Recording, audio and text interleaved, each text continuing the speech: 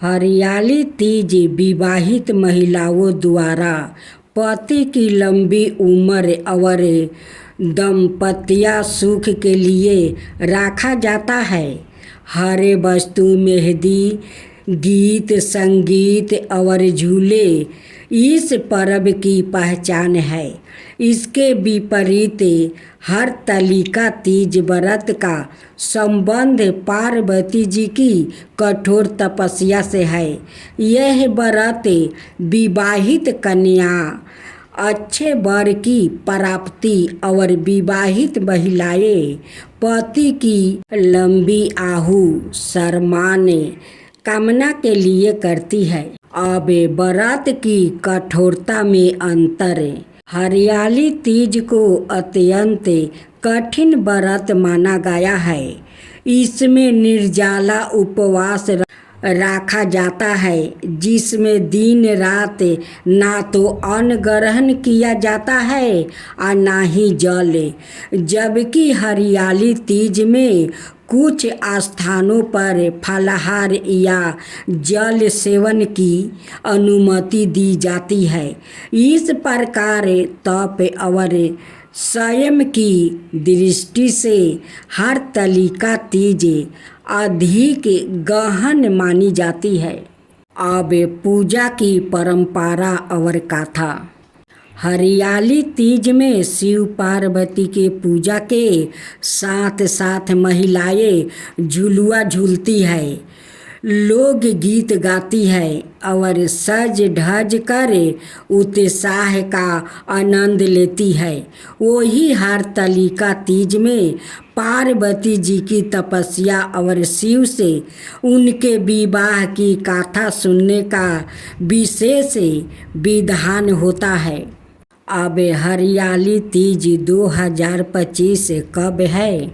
हरियाली तीज का पर्व 2025 में 27 जुलाई रविवार को मनाया जाएगा।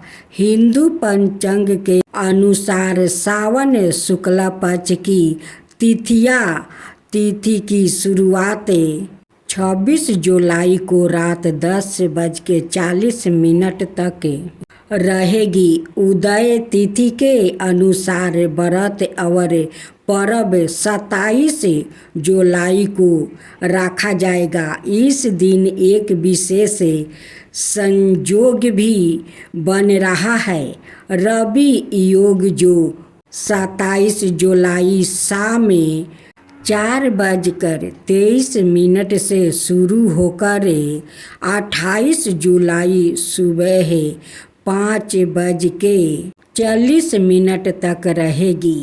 मानता है कि रवि योग में किया गया व्रत और पूजन अत्यंत शुभ और फलदायक होता है।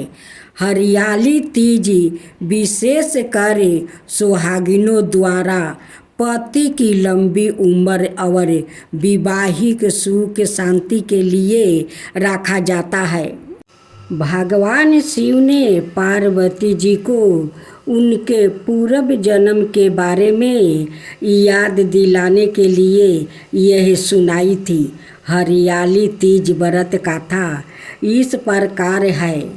शिव जी कहते हैं, हे पार्वती, बहुत समय पहले तुमने हिमालय पर मुझे वर के रूप में पाने के लिए घोर तप किया था। इस दौरान तुमने अन्न जल त्याग कर सूखे पत्ते चबाकर दिन व्यतीत किए थे। किसी भी मौसम की परवाह किए बिना तुमने निरंतर तप किया है।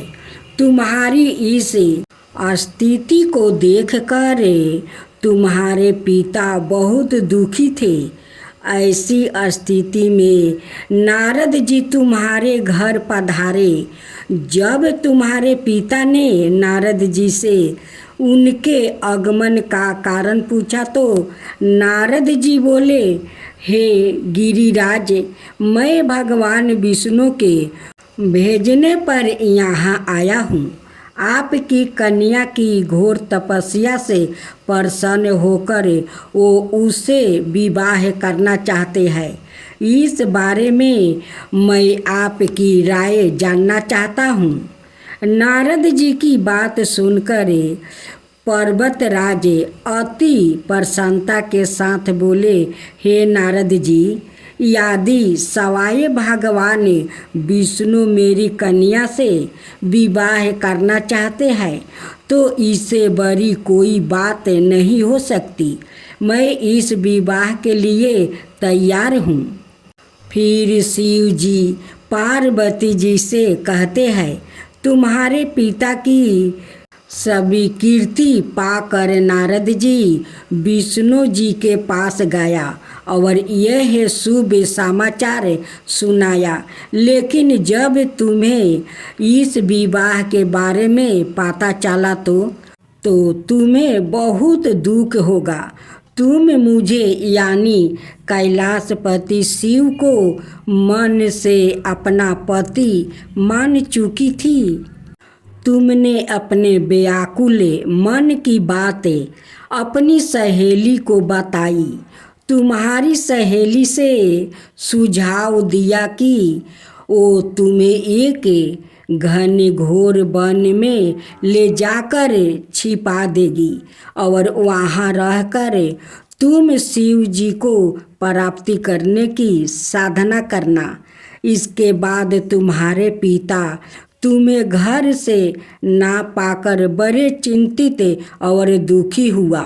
वो सोचने लगे कि यदि विष्णु जी बारात लेकर आ जाएंगे और तुम घर पर ना मिली तो क्या होगा। उन्होंने तुम्हारी खोज में धरती पाताल एक करवा दिया, लेकिन तुम ना मिली। तुम वन में एक गुफा के भीतर मेरी आराधना में लीन थी। भाद्रपद तिथि शुक्ला को तुमने रेत से एक शिवलिंग का निर्माण कर मेरी आराधना की, जिससे प्रसन्न होकर मैंने तुम्हारी मनोकामना पूर्ण की।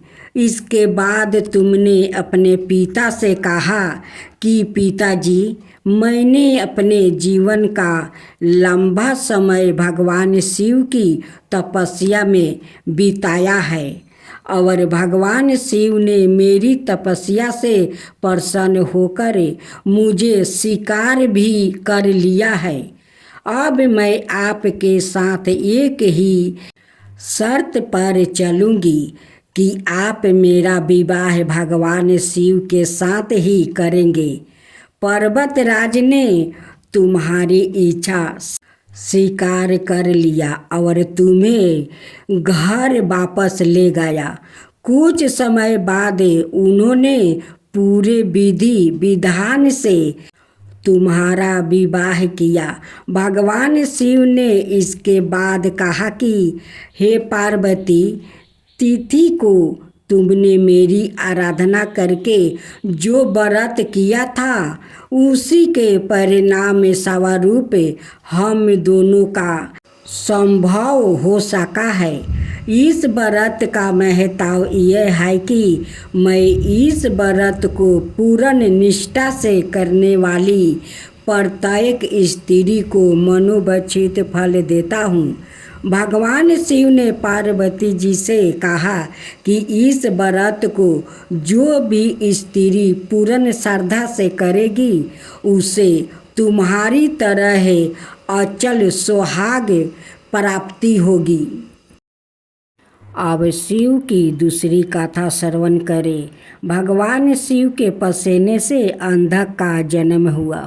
भगवान शिव और माता पार्वती घूमते हुए काशी पहुंच गए। एक बार शिव अपना मुंह पूरब दिशा की ओर करके बैठे थे। उसी समय पार्वती ने पीछे से आकर अपने हाथों से भगवान शिव की आँखों को वो बंद कर दिया। ऐसे करने पर उस पल के लिए पूरे संसार में अंधकार छा गया।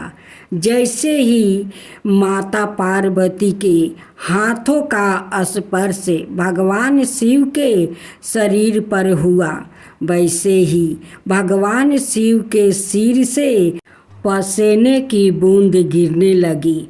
उस पसीने की बूंद से एक बालक प्रकट हुआ। उस बालक का मुंह बहुत बड़ा था और भयंकर था। उस बालक को देखकर माता पार्वती ने भगवान शिव से उसकी उत्पत्ति के बारे में पूछा। भगवान शिव ने पसीने से उत्पन्न होने के कारण उसे अपना पुत्रा बताया।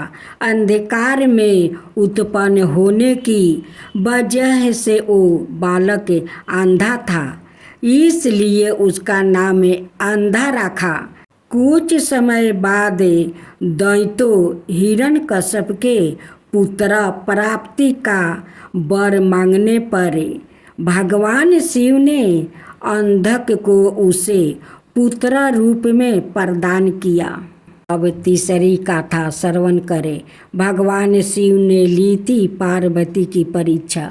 शिव पुराण में दी गई एक प्रसंग के अनुसार पार्वती भगवान शिव को पति रूप में पाना चाहती थी, जिसके लिए पार्वती कई वर्षों से कठोर तपस्या कर रही थी।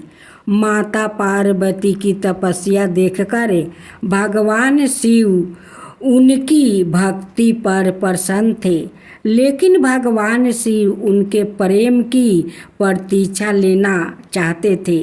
प्रतीक्षा लेने के लिए भगवान शिव एक ब्राह्मण का रूप धारण करके माता पार्वती के आश्रम में गए, जहाँ देवी पार्वती तपस्या कर रही थी। पार्वती को तपस्या करते देखकर ब्राह्मण रूपी भगवान शिव ने माता से इतना कठोर तपस्या करने का कारण पूछा। ब्राह्मण के ऐसा पूछने पर पार्वती ने उन्हें बताया कि वो भगवान शिव को अपने पति रूप में पाना चाहती है। उन्हीं को पाने के लिए वो तपस्या कर रही है। माता पार्वती के ऐसा कहने पर ब्राह्मण रूपी शिव माता पार्वती के सामने भगवान शिव की निंदा करने लगे। ब्राह्मण के मुख से भगवान शिव की निंदा सुनने पर माता पार्वती ने ब्राह्मण की बातों का विरोध किया, भगवान शिव के गुणों का वर्णन किया। माता पार्वती के ऐसा करने पर भगवान शिव उन पर बहुत प्रसन्न हुआ और माता पार्वती को अपने शिव रूप में वो दर्शन दिया। साथ ही देवी पार्वती को ही अपनी पत्नी बनाने का वरदान भी दिया। अब शिव जी के चौथा कथा श्रवण करें। शिव पुराण के ही एक कथा और है। महाभारत के पांडवा घनघोर वन में अपना वनवास बिता रहे थे। वही उनकी मुलाकात महर्षि वेदव्यास से हुआ। महर्षि वेदव्यास ने अर्जुन को भगवान शिव की तपस्या करके उनसे पाशुपस्त्र और दिव्य शस्त्र लेने को कहा। महर्षि के आदेश पर अर्जुन घने जंगल में भगवान शिव की कड़ी तपस्या करने लगा। अर्जुन की तपस्या की परीक्षा लेने के लिए भगवान शिव ने एक भील का रूप धारण कर लिया। भील रूपी शिव ने अर्जुन के पराक्रम का बहुत अपमान किया। भील द्वारा अपने पराक्रम का अपमान किए जाने पर अर्जुन ने उसे युद्ध करने को कहा। अर्जुन ने ऐसा करने पर भील रूपी भगवान शिव और अर्जुन के बीच घोर युद्ध हुआ। युद्ध में भील ने अर्जुन को हरा दिया और उसका धनुष तीर भी छीन लिया गया। भील के बार से अर्जुन बेहोश होकर धरती पर गिर पड़ा। होश आने पर वो फिर से भगवान शिव की तपस्या करने लगा। अर्जुन की भक्ति और लगन से खुश होकर भगवान शिव ने उसे अपने शिव रूप के दर्शन दिया। साथ ही वरदान स्वरूप भगवान शिव ने अर्जुन को पाशुपत्र और कई दिव्य शस्त्रों की शिक्षा भी दी।